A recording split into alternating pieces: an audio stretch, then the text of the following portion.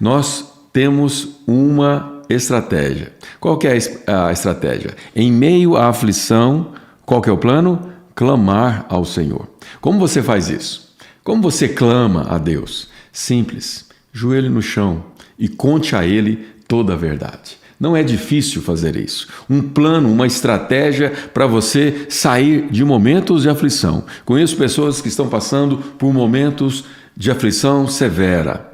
Momentos onde essas pessoas querem desistir. Momentos onde essas pessoas imaginam que o único caminho é desistir. Mas eu estou aqui para dizer para você que esse não é o caminho que Deus tem para você.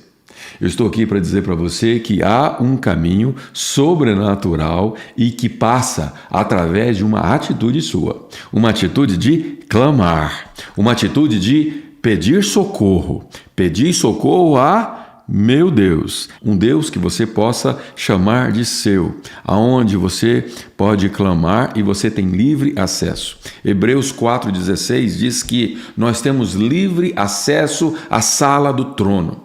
Nós sabemos que num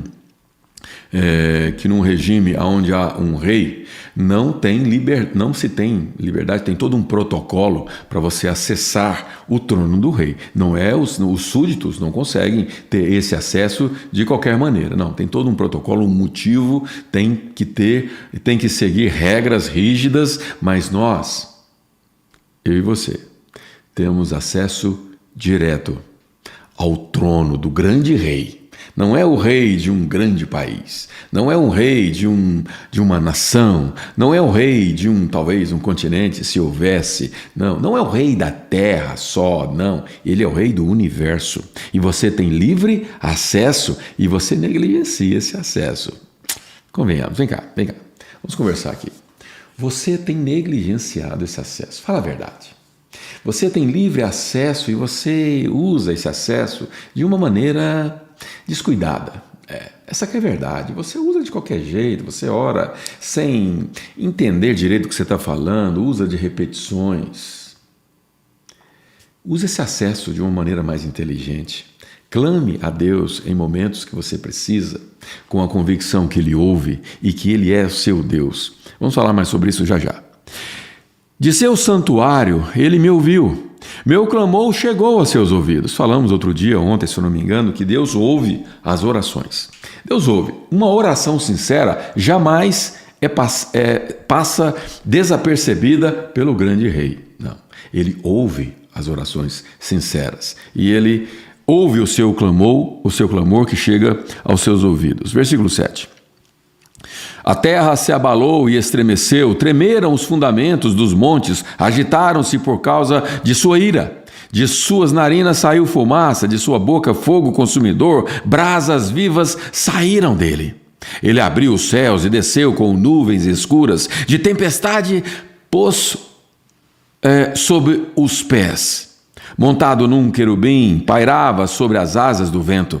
Envolveu-se num manto de escuridão, em densas nuvens de chama. Nuvens espessas escondiam o brilho ao seu redor. O faziam chover granizo e brasas vivas. O Senhor trovejou dos céus. A voz do Altíssimo ressoou em meio ao granizo e às brasas vivas. Atirou flechas e disparou dispersou seus inimigos, lançou muitos raios e os fez fugir em confusão. Então, por sua ordem, Senhor, com o forte sopro de tuas narinas, o fundo do mar apareceu, e os alicerces da terra ficaram expostos.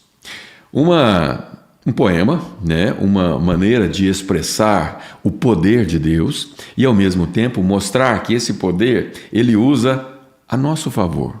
Ele revela coisas ocultas. Fundo do mar diz respeito a coisas que nós desconhecemos, ocultas para os nossos olhos. Mas Ele revela e, principalmente, Ele dispersa os nossos inimigos. Quem são os nossos inimigos? Os nossos inimigos são as circunstâncias que nos causam uma preocupação, ansiedade, uma situação de tristeza qualquer, uma angústia, uma aflição, e muitas dessas aflições nos fazem querer desistir, mas Ele é o nosso socorro e Ele faz com que aquilo se dissipe, desapareça, de tal forma que quando você olha para trás, você chega à conclusão do seguinte: olha, na verdade, aquele problema nunca existiu. Ele existia na minha cabeça. Mas quando você colocou aos pés do Senhor, Ele passou a cuidar daquilo e você descansou, porque a proposta dele é trocar o seu fardo que é pesado pelo dele que é leve. E se você faz isso, significa que você entregou. E ao entregar, você não está mais preso àquela preocupação. Muitas pessoas entregam a Deus, mas não entregam de verdade. Quer ver a prova? A prova é que você entrega e continua preocupado. A prova é que você entrega e continua angustiado. A prova é que você entrega e você não louva a Deus como gesto de gratidão. A prova é que você entrega, mas continua triste, desconfiando que Ele não é capaz. E isso a Bíblia chama de uma agressão contra Deus. Crer num Deus que não é capaz é pior do que você não crer. Ou você crê de verdade, ou você não crê. Dos céus estendeu a mão e me resgatou, tirou-me de águas profundas, livrou-me de inimigos poderosos, dos que me odiavam e eram fortes demais para mim. Quando eu estava angustiado, eles me atacaram. Mas o Senhor me sustentou, Ele me levantou a um lugar seguro e me livrou, porque se agrada de mim. Deus se agrada de você? Sabe o que faz Deus se agradar de você? A primeira coisa que você precisa entender é que para Deus se agradar de você, você não precisa fazer um grande sacrifício. Segunda coisa é que para Deus se agradar de você, você não tem que ser um homem tão santo assim, escondido no alto, escondido lá nas montanhas ou numa caverna, joelhado dia e noite, orando. Não é isso que faz Deus se agradar de você. Sabe o que faz Deus se agradar de você? É você crer no seu poder, crer na sua força. Qual é a sua força? A sua força está depositada num Deus que você crê que pode? Ou será que a sua força está depositada no seu braço? Na sua própria força? Qual é a sua força? Porque se você confia no seu braço forte, se você confia nas suas reservas financeiras, se você confia nas pessoas, porque tem gente que casa achando que o outro tem a obrigação de fazer elas felizes. E quando elas descobrem a verdade, elas levam um susto ao descobrir que a outra pessoa tinha a mesma expectativa. Na verdade, quem é responsável para fazer você feliz é você mesmo. E a felicidade se esconde através de um coração grato, satisfeito, porém não conformado, porque nós precisamos crescer, precisamos desenvolver as habilidades e o propósito que Deus depositou em nós. Mas nós precisamos crescer, mas principalmente precisamos confiar. Fé é acreditar confiando. Você confia na força que você tem, ou você é daqueles que não creem e servem a um Deus de maneira religiosa, mas no fundo você não crê. Saiba que Deus conhece a verdade que há em você. Ele me levou a um lugar seguro e me livrou porque se agrada de mim. O Senhor me recompensou por minha justiça. Por causa de minha inocência, me resgatou. Há momentos, há situações onde nós fomos inocentes.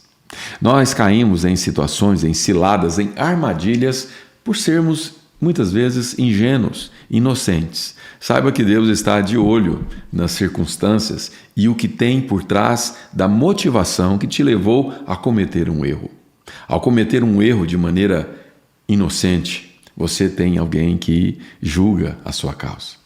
Mas se você cometer um erro de maneira deliberada, aí você tem que clamar, sabe por quê?